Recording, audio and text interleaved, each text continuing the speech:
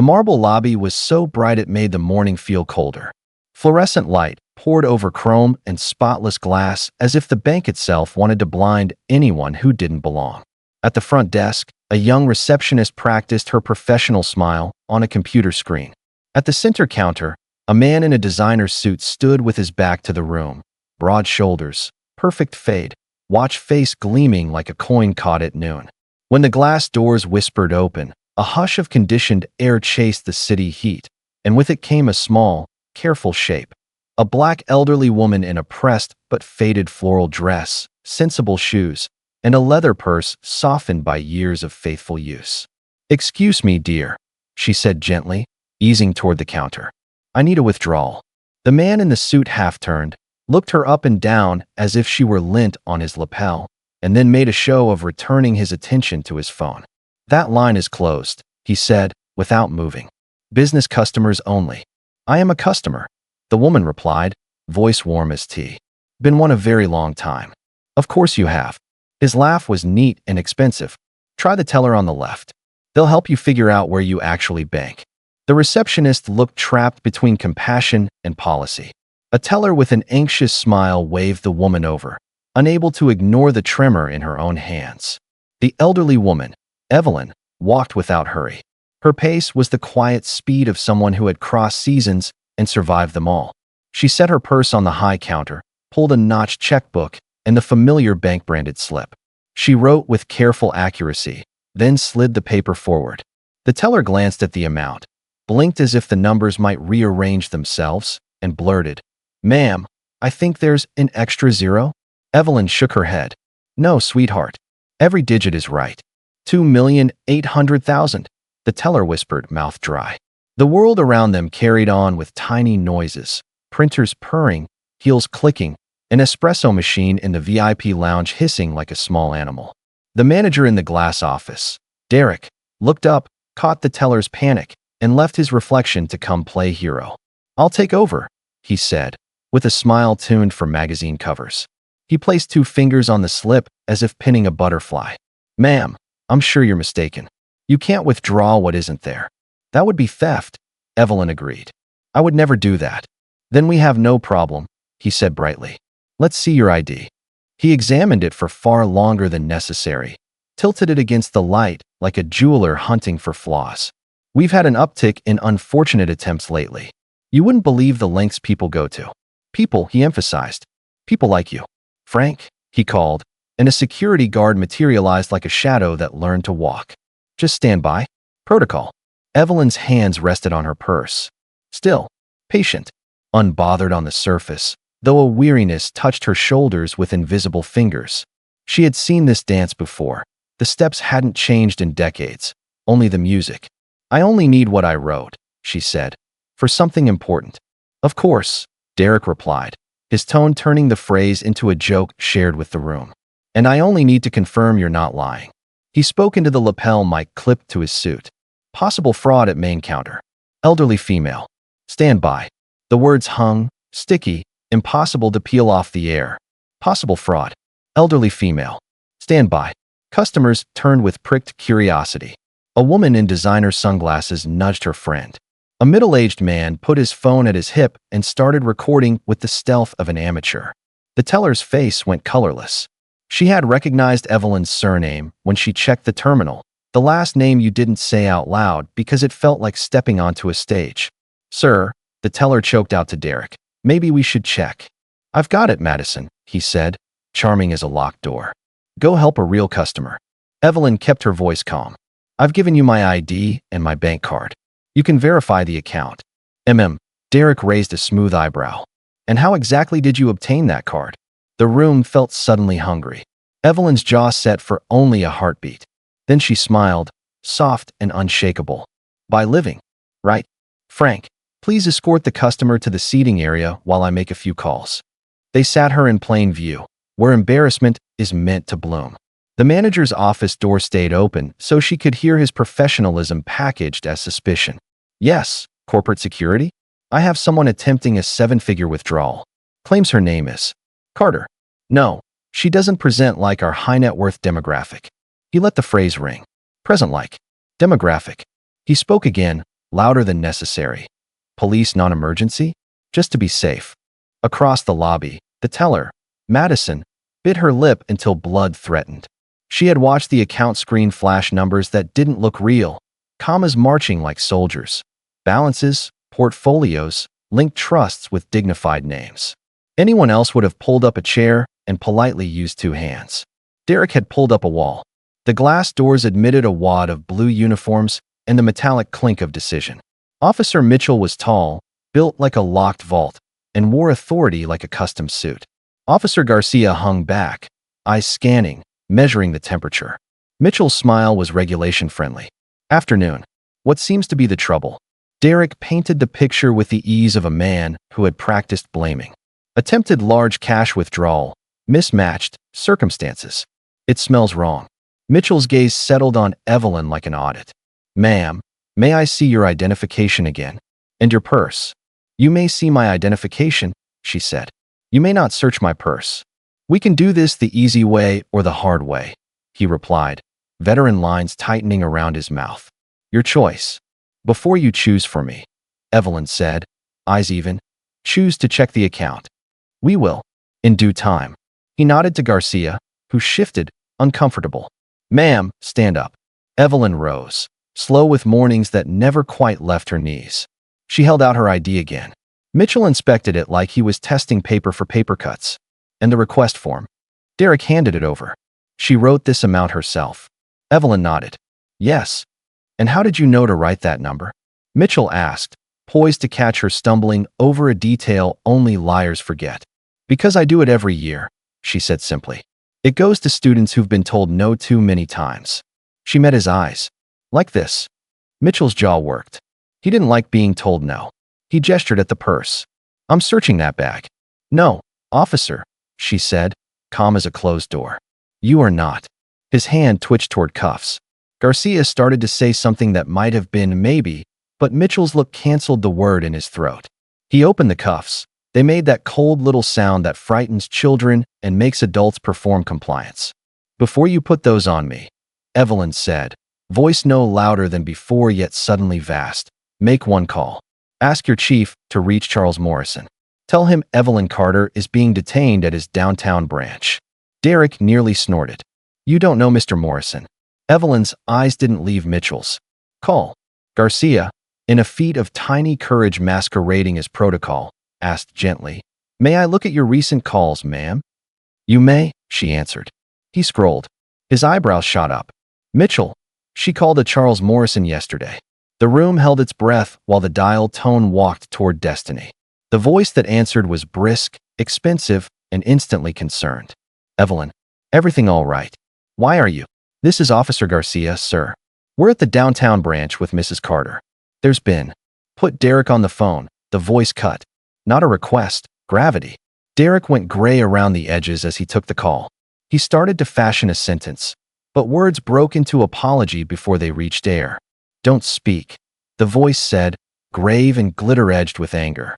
If one unkind word has crossed your lips toward Mrs. Carter, consider your career already a memory. I am pulling into the garage. Do not move. The call ended so decisively that even the dial tone refused to return. Silence spread like ink. Even the espresso machine knew better than to hiss. Mitchell lowered the cuffs by an inch. A woman in sunglasses suddenly remembered she was thirsty for water and for not being seen. Evelyn exhaled, once, so slowly it looked like a prayer escaping. She reached for her purse without hurry, opened it, and set a folded paper on her lap. A letter on embossed letterhead bearing a familiar corporate crest. She didn't offer it. She simply waited, because time was finally on her side and she had brought enough of it to share. The glass doors sighed again, and this time the air came in with consequence. Charles Morrison, impeccably suited, white hair like a silver signature, crossed the lobby with 3 executives in tow and fire under his shoes. He didn't look at Derek. He looked at Evelyn first. Mrs. Carter, he said, summoning a gentleness that made the room flinch. Are you hurt? I'm fine, she said. I am disappointed. That will be remedied, he promised, then turned in one clean movement and found Derek as if he'd left him on pause.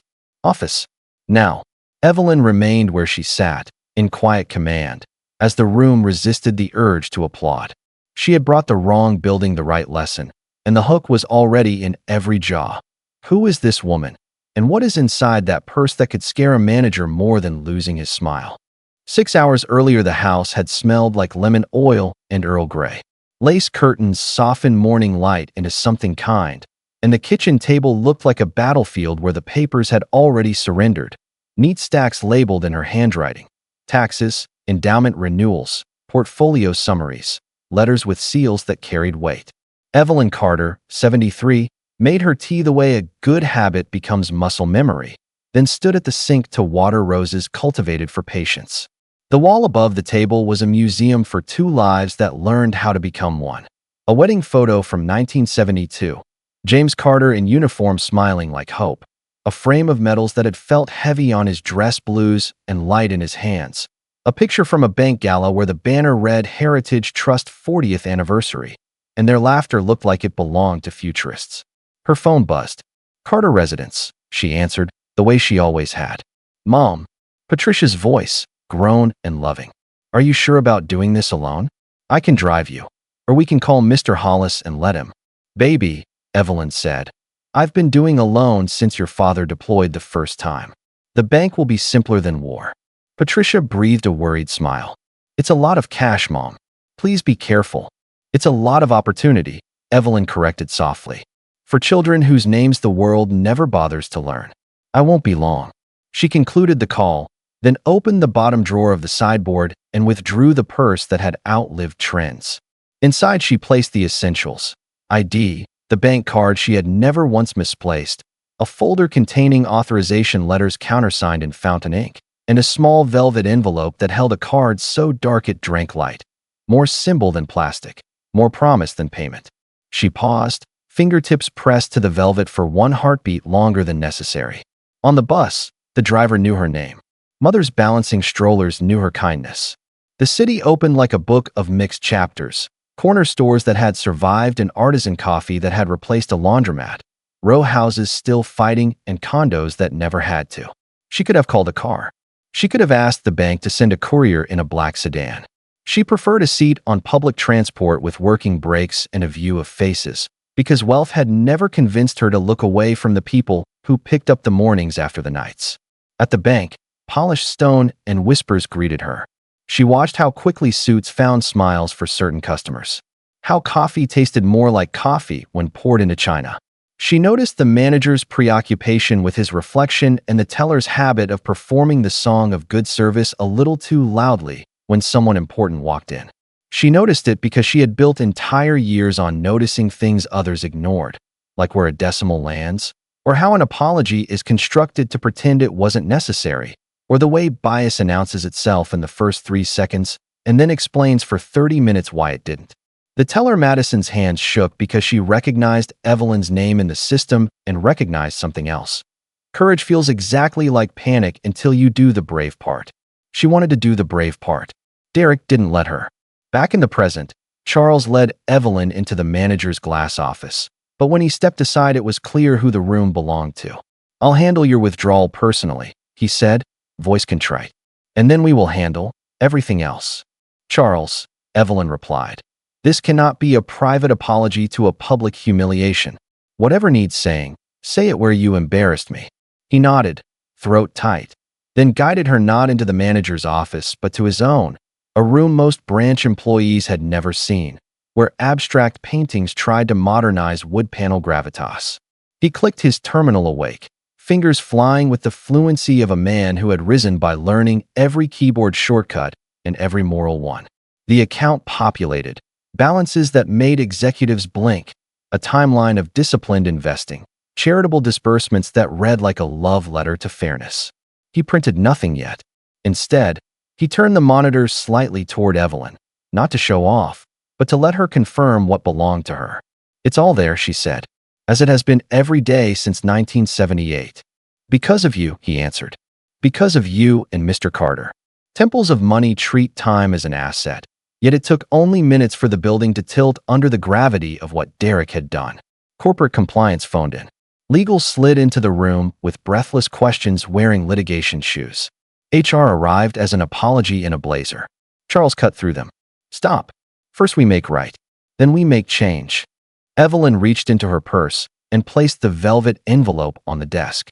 She slid the card out, set it gently on the polished surface, and left her fingertips resting on it a moment. The card was nearly black enough to swallow a reflection. In sunlight, it revealed a faint pattern, a watermark only the bank recognized, a symbol issued only to clients with stewardship, not merely spending power. Charles met her eyes. If I didn't already know, he murmured, this would be proof. It is not proof, Evelyn corrected. It is a tool. The proof is in decisions. He nodded, chastened by how easily she turned rhetoric into truth. He completed the authorization, cross-verified the endowment account details for the scholarship trust, and prepared the cashier's instruments because even for high values, money needed to move in forms that fit in secure envelopes and in records capable of withstanding public scrutiny. Before we stepped back into the lobby, Evelyn said, smoothing the folded authorization letter, "You will do something for me." "Anything," Charles answered, and meant it. "You will speak the facts, out loud, where everyone can hear." He drew a breath, square and solid. "Yes, ma'am." They returned to the lobby. Cameras on phones pointed their small, hungry eyes. The espresso machine dared to hiss again, but thought better of it. Charles cleared his throat, and silence arrived as if summoned by subpoena. "Ladies and gentlemen," he said, the microphone of the room carrying him, "I owe Mrs. Evelyn Carter a public apology for the appalling treatment she received in this branch. Her identification was valid. Her request was legitimate. And this bank should have recognized immediately who she is, not because of her wealth, but because of her dignity." He turned the nearest monitor outward, careful with customer privacy, explicit only about the thing that mattered. Mrs. Carter and her late husband James are foundational investors in Heritage Trust. For decades, they've been generous donors to educational opportunities in our community, including the Carter Scholars Program. Today's withdrawal funds another year of that promise. Madison's hands stopped shaking. They pressed to her mouth. A murmur went through the room that sounded like shame learning to say its first apology. Derek hovered at the fringes, pale as a fax in 1994. Officer Mitchell found a spot of marble and studied it like it was about to share a secret. Officer Garcia stood straighter. Evelyn stepped forward, not to bask, but to build. "I appreciate, Charles, that you have said this where it was done. But I didn't come here for theater. I came to do good. And I came to learn whether this building knows how to respect people whose power is not obvious at first glance." She turned and faced Derek. "You judge me by attire, by age, and by the color that has never washed off. In your story, I was the problem. In mine, you are the lesson. Now watch closely, Mr. Hanson. This is what accountability looks like." Charles, to his credit, didn't wait for later. "Effective immediately," he announced, voice steady in a way that made future memos unnecessary. "Mr. Hanson is suspended pending investigation. Ms. Wilcox, as acting supervisor who allowed this conduct, you are suspended as well. Our legal team will be auditing interactions for patterns. If we must find a broom, it won't be to sweep this under a rug. It will be to sweep bias out the door." A few customers clapped before remembering they were in a bank. Others lowered their phones, embarrassment bending their elbows. Mitchell cleared his throat. "Mrs. Carter," he started. She held up her hand. "Officer Garcia, I noticed you wanted to de-escalate." "Thank you." "Officer Mitchell, you threatened to cuff me for refusing an unlawful search. I hope your department reviews your footage. Next time you see an elderly woman in a floral dress, try seeing a person." Mitchell's reply lodged under his tongue like a stone he couldn't spit out. "Yes, ma'am," he managed, color high.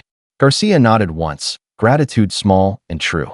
Charles escorted Evelyn back to his office with the quiet deference usually reserved for heads of state and grandmothers who know where the good biscuits are hidden. He processed the instruments, handed her the secured envelope, and, only then, let his contrition show fully in his face. "This will be made right," he said. "Not with press releases, but with policy. With training we don't just check off. With audits that don't blink." "Good," Evelyn replied, collecting her purse with the solemnity of someone picking up a gavel. "Because I'm not interested in your sorrow. I require your change." She left the branch with her back straight and her gaze forward, the city receiving her not as a victim of a Tuesday afternoon, but as the architect of what Tuesday afternoons might look like for those who came after. On the sidewalk, wind lifted the corner of a newsstand paper. A headline about markets blustered to be noticed.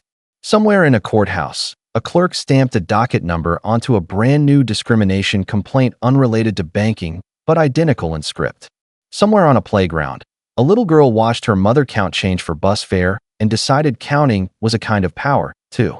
Inside the purse Evelyn carried, there were cards and letters and a velvet proof of status, but also something that no flashlight could reveal.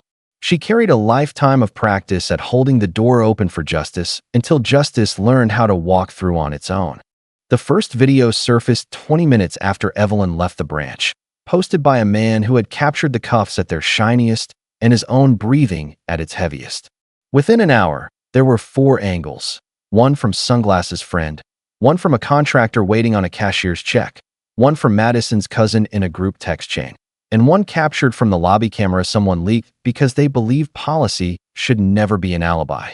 The clips spread with that peculiar velocity reserved for shared outrage and proof. Comments bloomed like midnight flowers. This is why we keep receipts. Her calm is royalty. Imagine doing this to a veteran's widow. Imagine doing this to anyone. By dusk, local news baked the segment into its lead. By midnight, national anchors wore concerned faces and trotted out panels like holiday china. Every network's script had the same bones. An elderly black woman seeking to withdraw funds at her longtime bank is treated as a suspect until she summons a call that flips the room. Manager suspended. Investigation promised. Apology drafted with the same hands that had lifted the mic to call for police. The bank posted a statement so fast the ink didn't have time to dry.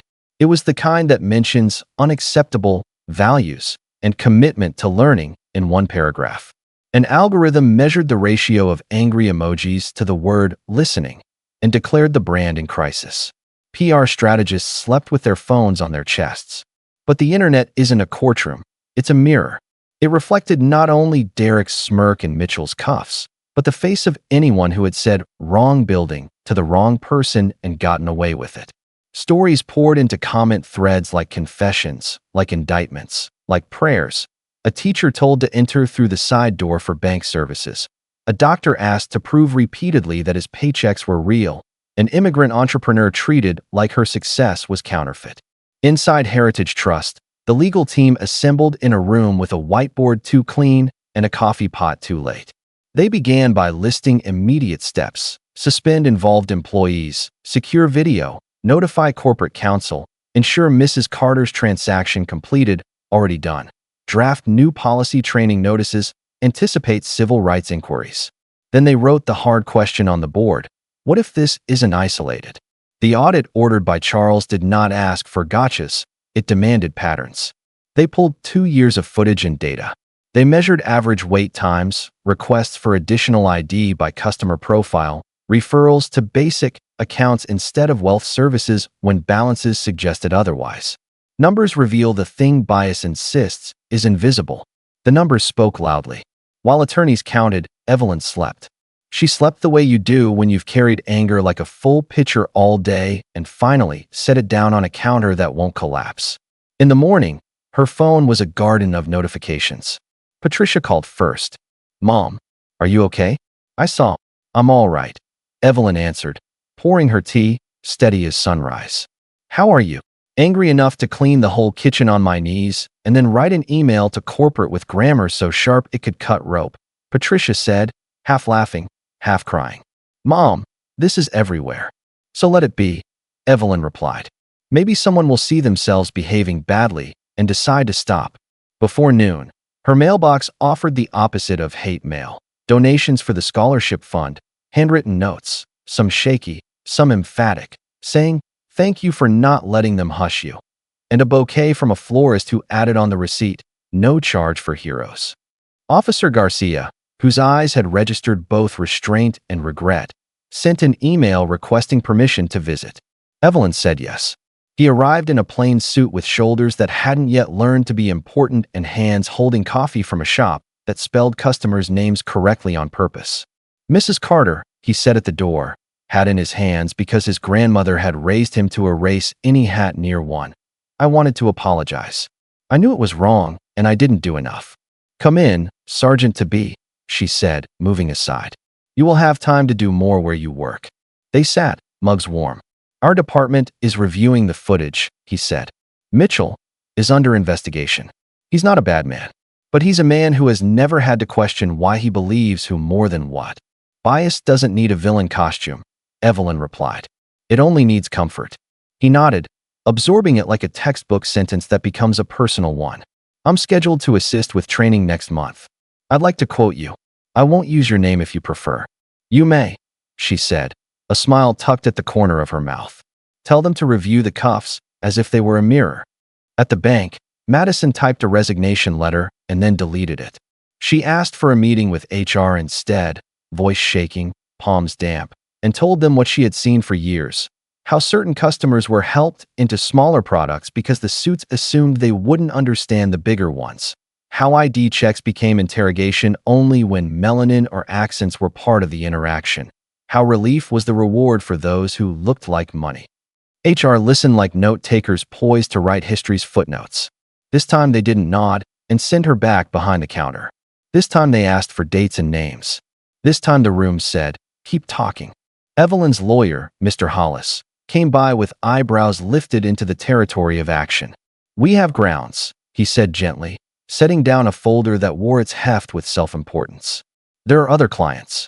They're calling me because you gave them the courage to call somebody. This must be bigger than me, Evelyn answered, eyes on the roses she could see through the kitchen window. And it must be more about change than checks. We can aim for both, he said. Settlements can bind behavior. Courts can demand oversight. I am not opposed to consequences, she replied. But I am most interested in outcomes. Within a week, #SeeWhatSheCarried became a tag for small and large reveals. A janitor who was also a poet laureate of a small town. A barista who wrote code that fixed a municipal site. A grandfather in overalls who held patents dated before half the city was born.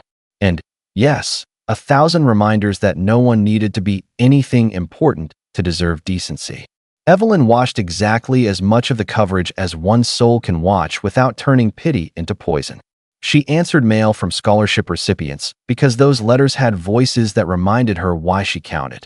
She took an afternoon to visit the little park where she and James had once argued tenderly about mutual funds and whether solar would pay for itself within their lifetimes. He would have loved the part where she kept her calm. He would have scowled at the cuffs and then gone upstairs at the bank to let his metals do the shouting she refused to. When Heritage Trust's first audit report leaked, because reports love the light, it did not absolve Derek as one bad apple.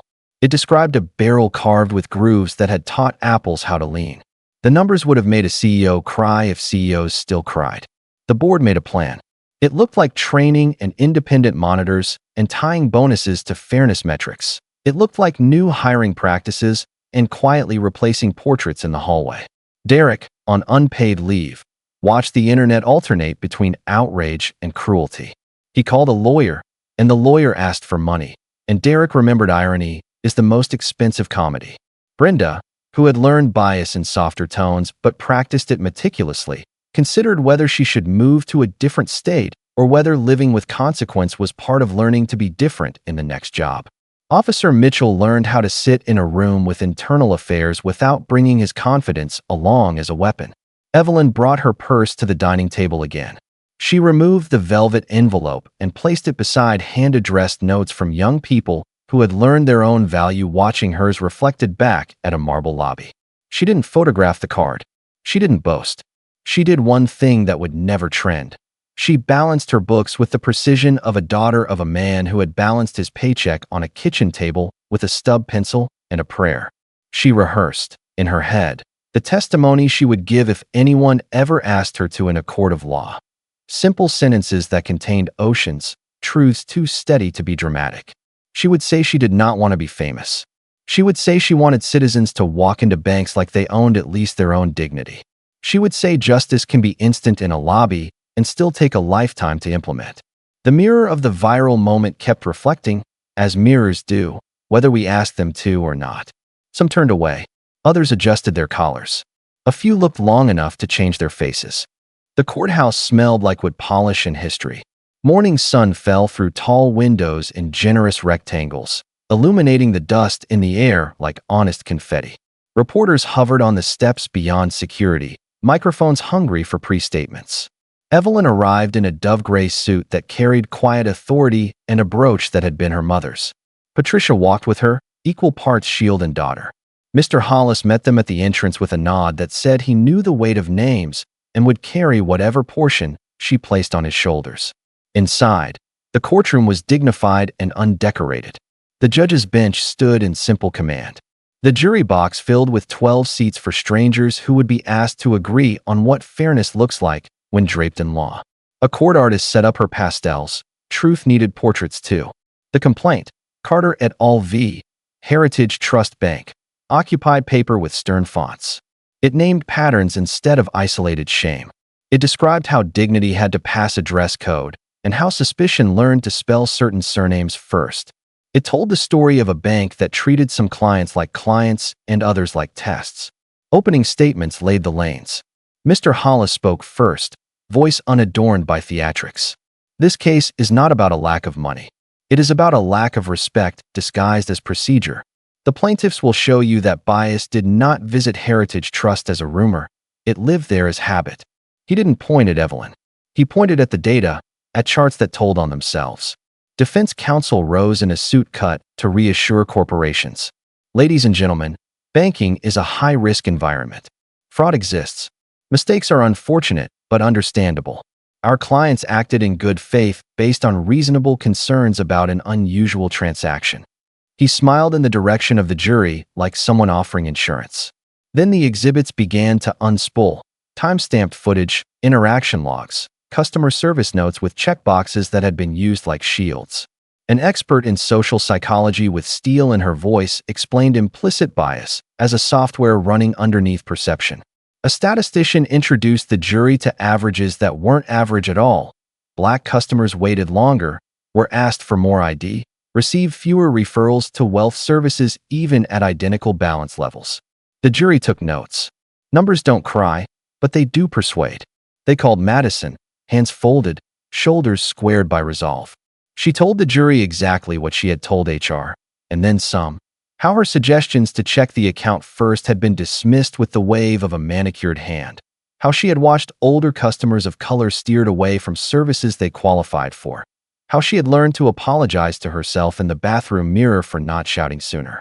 They called Officer Garcia, who admitted his hesitance with a candor that humbled the room. I knew it felt wrong, and I asked to check.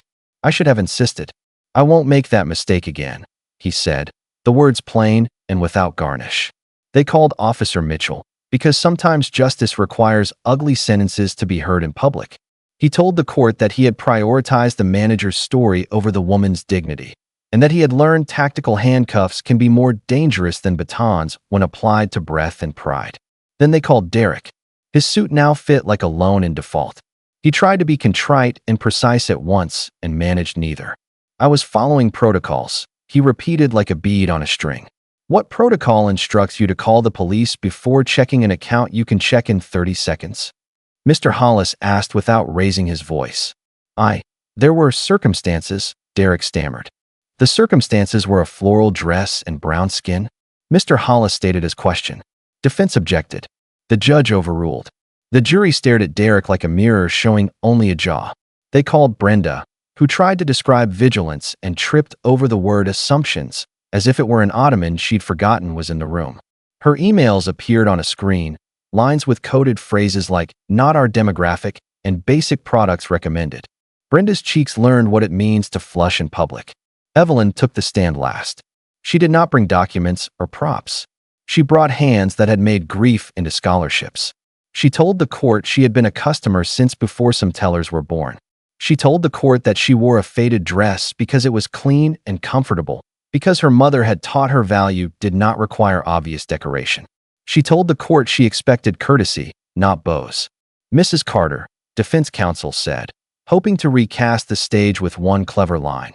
Isn't it true that your modest attire contributed to the confusion?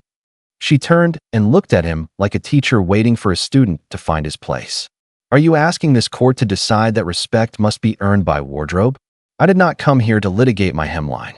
I came here to litigate your habit of presuming theft where you should presume nothing at all. There it was, the moral in one sentence. The court artist's pastel caught the way her mouth softened at the edges afterward, as if smoothing down the edges on her own sternness to make space for human kindness even here. Closing arguments arrived like the last few notes of a symphony. The plaintiff's melody of data and human testimony. The defense's dissonant insistence that fear was reasonable. The jury left.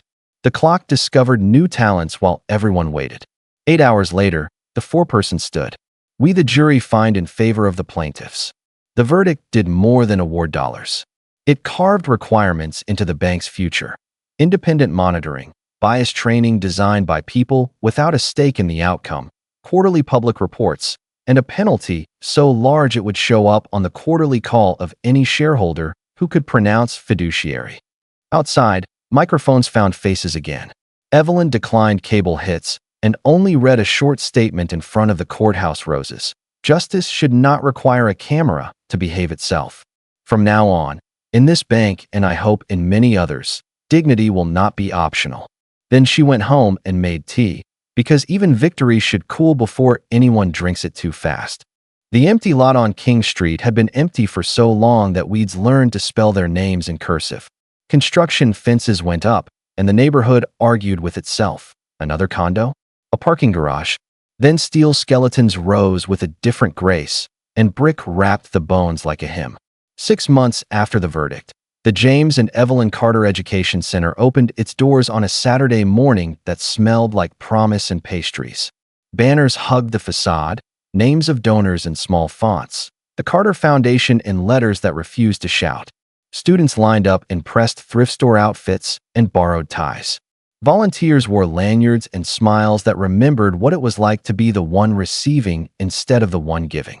Evelyn arrived in a navy dress that made her look like a principal you wanted to impress.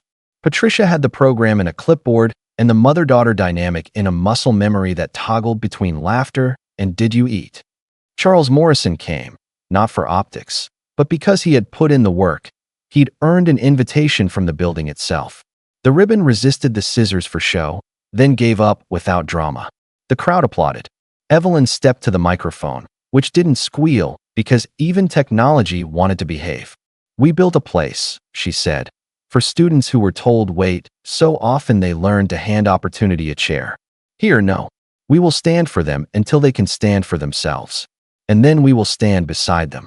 She called 5 students to the stage, first-year Carter scholars whose essays had found their way through a selection committee's tears and into permanent memory. Marcus, who had survived foster homes and 3 zip codes and the lie that boys who look like him don't do engineering. Sophia, whose mother cleaned office buildings at night and taught her that America is a verb, not a noun. Way, whose first poem in English made a teacher sit down and breathe. David, from a hollow where Cole left and hope took too long to follow. And Amira, who translated grief into social work with a pen that refused to run dry. They spoke with the sincerity of people still surprised to be heard. The crowd cried without shame. In a side corner, a muralist finished a last stroke on a wall-sized painting of hands passing a light forward, forward, forward. Charles approached the mic when invited, read the line he had practiced in private. Heritage Trust did not fund this center out of generosity. We contributed out of obligation and out of a desire to repair. We will earn our place on that donor wall every quarter with reports that show we are still making amends. The crowd gave polite applause. Accountability isn't theater, but it can be publicly appreciated. Inside the center, rooms waited with whiteboards and instruments. A lab gleamed with the clean promise of STEM. A library corner offered books in multiple languages and chairs that didn't creak. A kitchen smelled like sweet rolls because learning requires carbohydrates. The scholarship endowment, grown by Evelyn's careful courage and a settlement that had made a board wince, would keep the lights on, the tutors paid, the internet fast enough for video calls home. Evelyn walked through the halls like someone visiting a cathedral where the hymn is homework. Children stopped her to say thank you with shy shoulders. Parents shook her hand as if it were both celebration and apology for a world that had made her fight first. She chose a small garden behind the building for her moment alone. The landscapers had listened. They planted roses and placed a bench where the sun kissed anyone who sat. A little girl approached with a hop step that meant she had debated whether bravery was worth it and had chosen yes. Mrs. Carter? My mom showed me your video. You scared the mean man without yelling. Evelyn smiled. Yelling is a tool. I used a different one. What's it called? Knowing my worth, Evelyn answered. You can carry it in your pocket every day, and no one can take it if you hold on. The girl nodded like a person let in on a secret and ran back to a cluster of friends to share it. Patricia sat beside her mother. You did a thing, Mom. We did, Evelyn said. James, too. He's in the bricks. He'd be proud, Patricia whispered. He already was, Evelyn countered, eyes on the roses. That afternoon, as donors drifted away and students stuck around, because leaving was hard when hope smells like new paint and bread, Evelyn received a phone call she took without leaving the garden. It was Officer Garcia, now Sergeant Garcia, reporting, without being asked, complaints are down. We changed our training. The cuffs are the last step now, not the first thought. We start with questions that don't sound like accusations. We're not perfect, but we're better. Keep going, Evelyn said. Don't stop because reporters do. We won't, he promised, and she believed him because people who deliver news when no one is watching are the ones you believe. In a different part of town, Derek stocked shelves on the night shift at a grocery store that smelled like bleach and bananas. He had learned to avoid the internet. He had learned to lower his eyes. He was learning, terribly and too late, that regret doesn't pay tuition, but it does enroll you in a course you can't drop. Brenda studied for a certification in a new field, relearning how to speak to people without adding an implied question mark to their existence. Mitchell drove a rideshare car and discovered that silence can be a service when your name has been on the news. None of them needed to be despised to receive their lessons. The world didn't need to be cruel to be just. Evelyn returned to the lobby, and the building gave her back a new form of currency. Laughter that wasn't mockery, applause that wasn't a performance, and 1,000 small futures turning a page at the same time. Months cooled into a new year. Heritage Trust released its first public report on customer equity. Wait times leveled, referrals balanced, complaints investigated with a loud paper trail. The document included a sentence that made other banks flinch. We will be judged not by our slogans, but by our spreadsheets. Other institutions noticed. Policies were copied like homework. Some did it for PR. Some did it because their own Madisons had been waiting to talk. A city council member proposed a local ordinance requiring large financial institutions to publish anonymized service metrics quarterly. It passed 8-1. Anonymous was fine. Accountability doesn't always need names to work. Evelyn's days fell back into rhythms of ordinary goodness. She shopped on Tuesdays, watered roses Thursdays, tutored on Saturdays in a reading room where teenage certainty and vulnerability cohabitated. She answered mail with a stack of stamps and a pen that didn't smear. Fame tried to follow, but she put it in the guest room and didn't give it a key. One morning she received a letter, real paper, real ink, from a woman who had watched the viral video on her lunch break and realized she had been Derek in her own small way at a front desk in a place where the stakes were lower but the dignity was the same. I have been kinder since, the letter admitted. You didn't meet me, but you changed me. Evelyn placed the letter beside the velvet envelope. The card inside remained what it had always been, a tool, not a trophy. She laughed to herself, a private little laugh James would have liked, at how they had once thought wealth would be their hardest lesson, and it turned out humility was the course with pop quizzes. Patricia visited with photos of scholarship students at their internships. White coats, hard hats, an easel, a laptop, a microscope, a gavel, tiny and ceremonial but still a promise. They're writing us thank you emails that could power the grid, she said, grinning. They'll learn that gratitude is a renewable resource, Evelyn answered. And so is courage. They sat by the window where fabric softened daylight and time softened grief. Patricia asked what would go in the will about the purse. They laughed until they cried. The writer of legal documents, the wearer of floral dresses, at the idea of bequeathing a purse as if it were Excalibur. Then Evelyn, wiping tears, said, "Put a note inside when I'm gone. It will say, the purse is useful. The worth was always mine."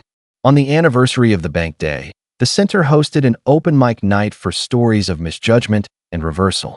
The genre had temptations, gloating, spectacle, but the moderators insisted on compassion as dress code. People told about small condescensions corrected, about big humiliations answered, about doors that had been closed and then opened because someone saw a person instead of a stereotype. They set a jar at the edge of the stage labeled Instant Karma Fund and used it later to pay a student's car repair bill so he could keep his job. Madison attended and sat in the back and listened to teenagers dismantle the assumptions she had been complicit in and felt grateful for the sharp tenderness of it.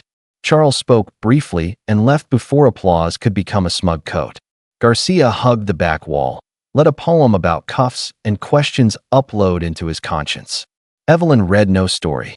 She simply carried the purse that had required a bank to learn its own inventory.